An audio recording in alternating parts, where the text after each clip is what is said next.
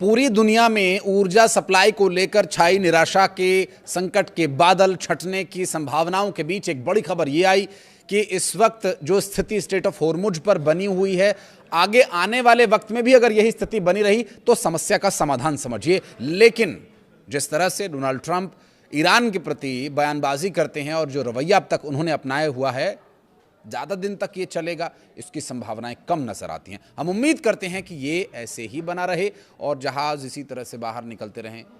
अब तक तो आप समझ ही गए होंगे कि स्ट्रेट ऑफ हॉर्मुज से आवागमन बहाल हो चुका है। नमस्कार, मैं हूं आशीष त्रिपाठी आपके साथ और दुनिया के तेल सप्लाई की नस कहे जाने वाले स्ट्रेट ऑफ हॉर्मुज में बीते 24 घंटों में हलचल बढ़ती दिखाई दी।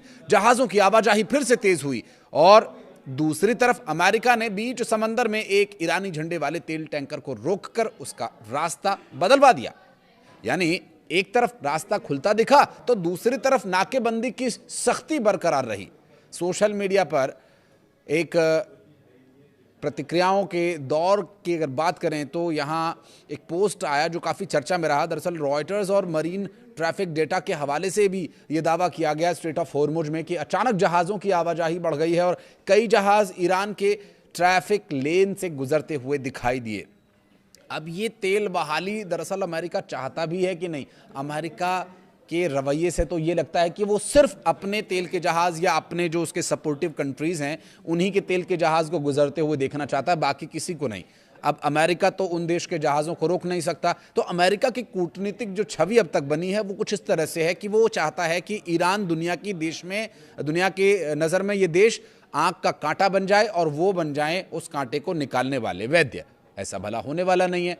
अमेरिका ये चाहता है कि जितने जहाज़ रुकें तो उन्हें ये प्रदर्शित किया जाए कि ये ईरान ने रोके हैं और जितने जहाज़ निकलें उन्हें ये दिखाया जाए कि ये देखो अमेरिका ने ये जहाज़ निकलवाए हैं। अमेरिका चाहता नहीं है कि और देशों के जो तेल के जहाज़ हैं उन देशों तक पहुंचे, क्योंकि अगर वो सही समय पर ऊर्जा की सप्लाई होती रही तो अमेरिका को भला कौन पूछेगा। अमेरिका ये चाहता है कि तेल का पूरी दुनिया में नियंत्रण उन्हीं का हो। ये जो स्थिति है, अमेरिका अब खुल करके तो इस बारे में वो कह नहीं सकता। पहले यूरोप की उसने बुराई करी कि यूरोप हमारा साथ नहीं दे रहा हमारे ईरान पर हमले को लेकर के। फिर उसके बाद मिडिल ईस्ट में कई देशों ने उन पर दबाव बनाया। कतर और यूएई की तरफ से भी दबाव बनाया गया कि ईरान पर हमला मत करना, नहीं तो ये हमें बहुत मारेगा और हमारे साथ बहुत बड़ी समस्या ये है कि हम अभी इस चीज़ के लिए तैयार नहीं हैं। देखिए, ये स्थिति और विस्तृत तरीके से मैं आपको समझाने की कोशिश करूंगा। कुछ एक इन्फॉर्मेशन जो महत्वपूर्ण है पहले मैं वो आपको बताता हूं। ईरान की रेवोल्यूशनरी गार्ड्स नेवी ने बुधवार को कहा कि उसने पिछले 24 घंटों में 26 जहाज़ों, जिनमें से तेल टैंकर्स, कंटेनर शिप्स और दूसरे कमर्शियल पोर्ट्स शामिल है, तो इस जलमार्ग से गुजरने दिया गया। लेकिन गार्ड्स नेवी ने एक्स पर एक पोस्ट में कहा कि पिछले 24 घंटों में 26 जहाज स्ट्रेट ऑफ हॉर्मुज से गुजरे हैं। यहां ट्रांजिट आईआरजीसी नेवी की सुरक्षा और समन्वय के बाद हुआ। ये ईरान ने 28 फरवरी को अमेरिका और इजराइल के साथ युद्ध शुरू होने के बाद रास्ता बंद कर दिया था। स्ट्रेट ऑफ हॉर्मुज पर पूरी तरह से आवाजाही को रोक दिया था और कड़ी पाबंदियां लगा दी गई थीं। उस दौरान भी कुछ जहाज भेजे गए जिसमें भारत के भी कुछ ऑयल टैंकर्स शामिल रहे। स्ट्रेट ऑफ हॉर्मुज दुनिया के सबसे महत्वपूर्ण एनर्जी चेक पॉइंट्स में गिना जाता है। वैश्विक तेल और लिक्विफाइड नेचुरल गैस की बड़ी खेप इसी सकरे समुद्री मार्ग से होकर गुजरती है जो पर्शियन गल्फ को अंतर्राष्ट्रीय समुद्री मार्गों से जोड़ता है।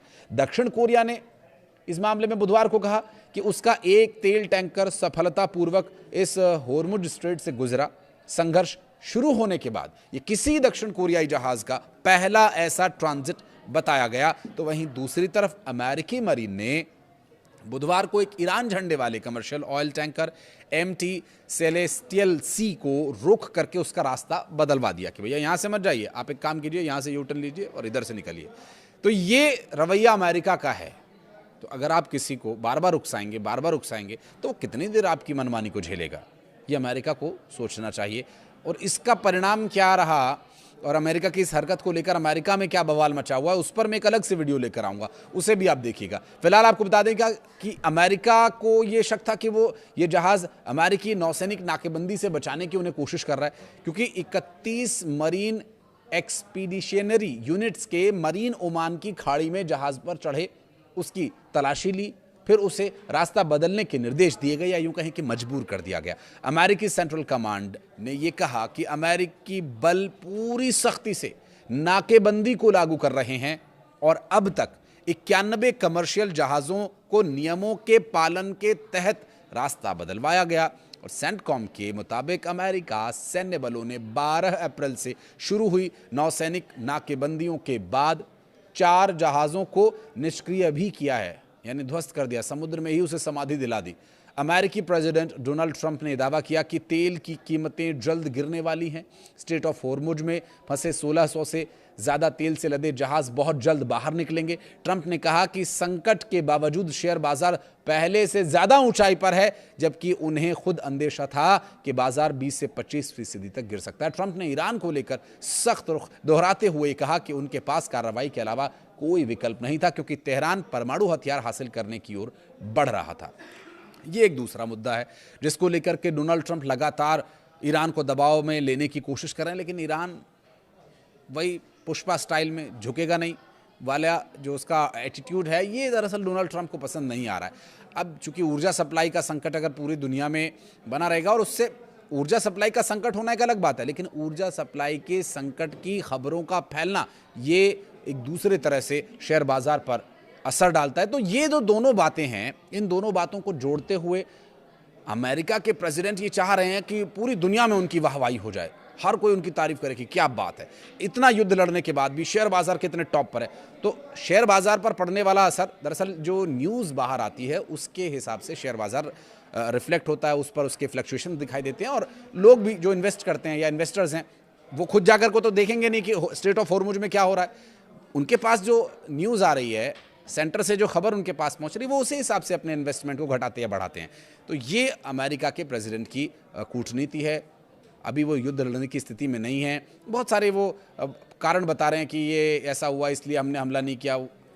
एक और वीडियो में लेकर आता हूं उस पर भी, लेकिन फिलहाल जो एक और महत्वपूर्ण इन्फॉर्मेशन है वो ये कि ईरान को परमाणु हथियार नहीं बनाने देने की जिद अमेरिका छोड़ नहीं रहा, और जल्द किसी न किसी तरह से ये जिद उसे छोड़नी होगी, अन्यथा युद्ध खत्म होने की परिस्थितियां फिलहाल बनती हुई नजर नहीं आ रही हैं। ईरान अपनी जगह यथावत डटा हुआ है। उसकी वही 5 बातें कि अमेरिका हमारे नुकसान की भरपाई करे, अमेरिका ने जो हम पर हमले किए हैं और जो प्रतिबंध लगाए हुए हैं उन्हें ख़त्म किया जाए, स्ट्रेट ऑफ हॉर्मुज पर से जो नियंत्रण का दावा किया जा रहा है उसे हटाया जाए, जो ठीकरी पहरा अमेरिका लगाए बैठा है उसको हटाया जाए। तो ये सारी बातें बार बार दोहराई जा रही हैं। वो ब्लूप्रिंट्स, मिसाइलों के, परमाणु हथियारों पर रोक, एनरिच्ड यूरेनियम छीन लेने वाली बात, इन्हीं सब बातों पर ईरान अडिग खड़ा है कि भैया ये हमारी सुरक्षा के 5-6 बिंदु हैं, इससे हम कोई समझौता नहीं करेंगे। ठीक है, लड़ लेंगे युद्ध, इतने दिनों से लड़ रहे हैं, कुछ और दिन सही। बहरहाल इस पूरे विषय को लेकर अगर आप कुछ कहना चाहें तो कमेंट सेक्शन में ज़रूर बताइएगा।